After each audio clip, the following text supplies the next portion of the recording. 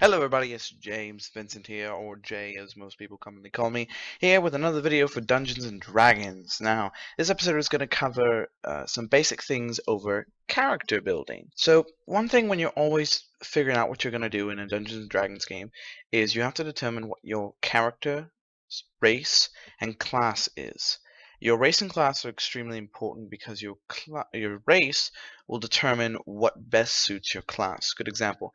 Half-elves. Half-elves are probably my favorite race. They are the most, I want to say, flexible with any class that's out there. Humans are also pretty flexible because you can do almost anything with them. Well, no, let me rephrase that. You can do anything with them. But let's just focus on half-elves. Half-elves give a +2 charisma and a +2 to constitution, if I remember correctly. I don't have the book open right now, but every race will give a +2 to usually two different ability modifiers. However, humans give a +2 to one, whereas you get other bonuses with it. But focusing on half-elves, that +2 to charisma and constitution allows you to branch out and be able to do various things. Charisma is extremely important if you're going to be a sorcerer or bard. Constitution is going to be very highly valued in big characters in tanks usually. So usually I see people mixing half elves with rogues, sorcerers, rangers. I've seen them with druids. They're a very flexible class or race. Excuse me. Once you figure out what your race is going to be, figure out your class, and you can be anything within the parameters of the book, or if the dungeon master that you're playing with has some homebrew classes. After you figured out your race and class, you want to focus then on your character's name. Usually what you want to try and do is find a name, and it could be anything you want. You know, Prince Bullshit McStuffins, if you want to.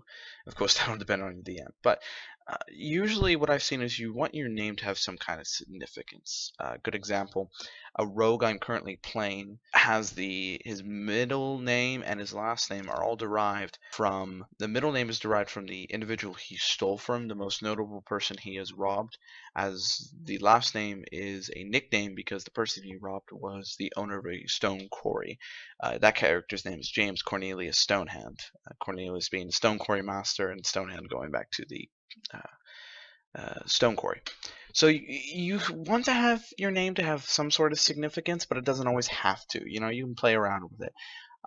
It's funny because I like to name my characters around the word James. You know, my first D&D character was Jamis, as ironic as that is. So try to find a name that best suits you, or will have some sort of significance with your backstory. And that's where I'll leave it now, into backstory. You want to focus on 4 different things in the backstory. You want to focus on your family and friends, if you had any traumatic events of the past, where you grew up, how have you gotten to here, and your goals, your overall goals.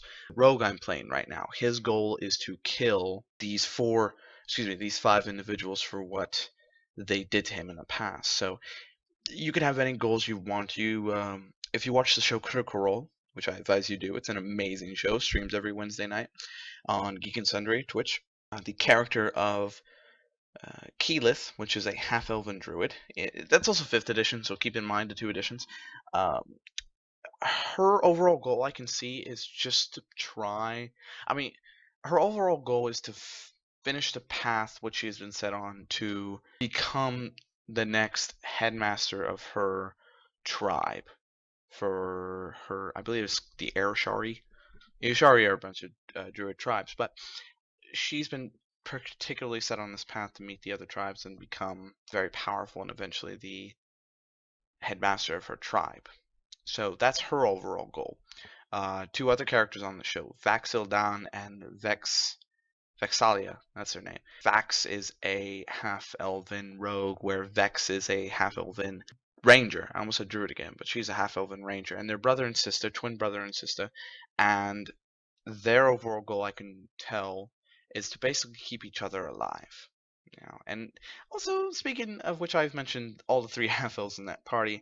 There's a little bit of a relationship building between Vax and Keyleth, and it's quite cute and hilarious, seeing as they're all voice actors and can really play that part out. But definitely try to attune your character to those 4 things. Any family and friends they had in the past, any traumatic events, where they were born and how they got to where they are now, and their overall goals. Real quick, what I mean where. If you're playing, and I'm going back to the half-elven sorcerer, how did you become a sorcerer? Or actually, first of all, how were you born? Because, of course, half-elves, it's between a human and an elf. So how did your parents meet is a good question. Second thing, if you're a sorcerer, how did you become a sorcerer? Was your mother or father a sorcerer before you? Was there some sort of bloodline? Or another example, especially if you're going to be doing dragon magic sorcerer, where you bathe in dragon blood, that's always a possibility. Every sorcerer I've used so far has been bathed in dragon blood, so it's quite interesting.